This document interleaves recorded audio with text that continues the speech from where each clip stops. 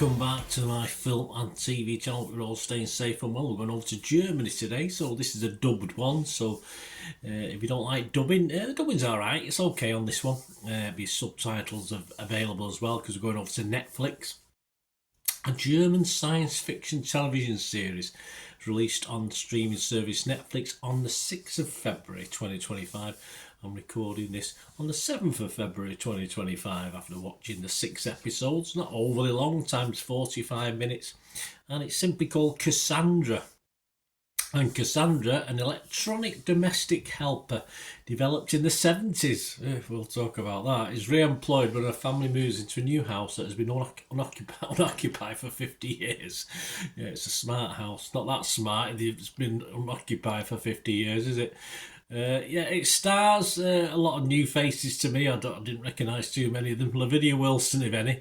Minna Tander, Michael Klammer, Franz Hartzwig, Mary Tull, Joshua Cantara, Elias Grunthal, Flip Schnack, and a computer on leg. Well, sort of rolls around. He doesn't have legs, of course.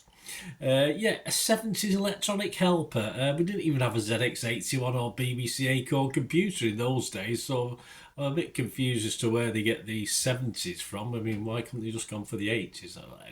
They needed the 50 years, I suppose, but it's a bit weird. And I like this because it does have a 70s vibe to it, of course, with the robot, very 70s, Danger, Will Robinson and all this sort of thing, a slimmer version, of course. I do like the flashbacks, though, because they sort of increase as the series goes along and tells the story, of course, of the human version of the robot and how it came about, etc., etc. And at least it gives us some insight into the whys and wherefores, so we go back to the 70s.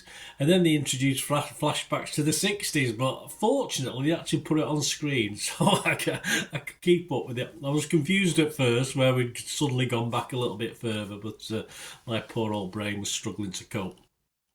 But as I say, the dates helped on screen.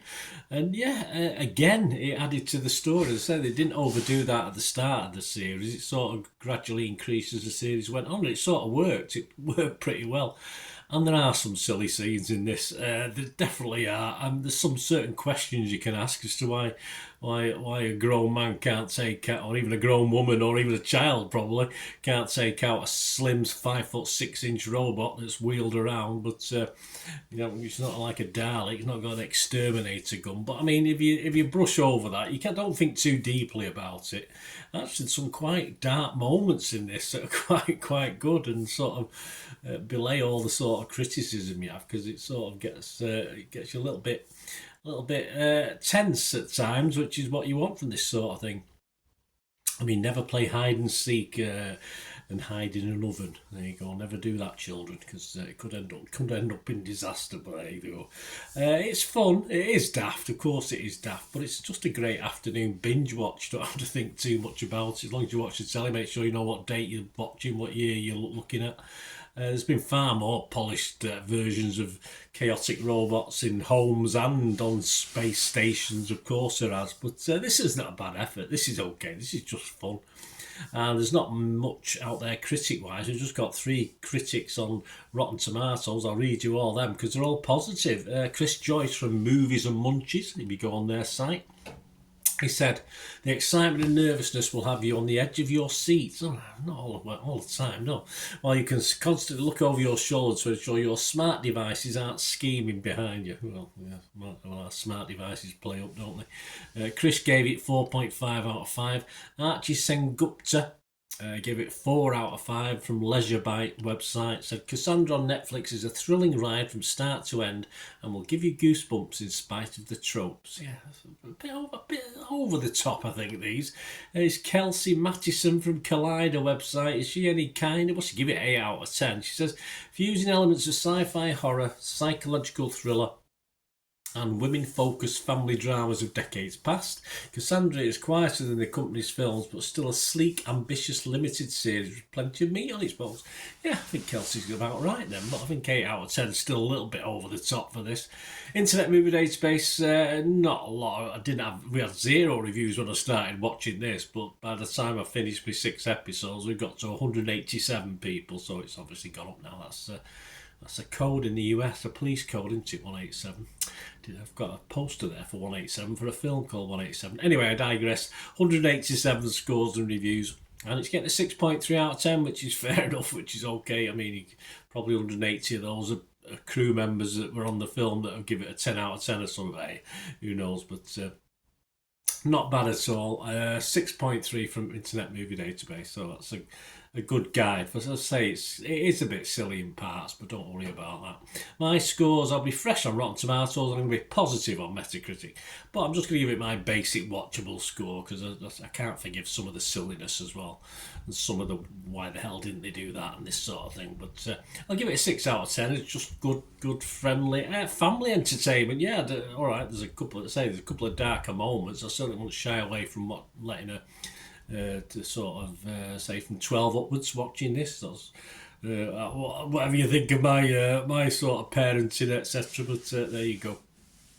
Let me know what you think, guys, please, through the comments section, or you can contact me through my socials. Or if you do like what I try and do on the channel, it's not all about me. I try and give an opinion of other people as well. It's not all about my opinion. But if you get to know me and watch my vlogs, you get a view of the sort of thing I like. So if you're interested in helping support the channel going forward, all I ever ask is you keep watching and listening. Right, a quick shout out before we go for my sponsors at the moment. P6505, they've got a little eBay shop and they sell movie posters from the 1990s and 2000s, some great films, some great actors. So please check the link in the comments section below and you'll go straight to the shop.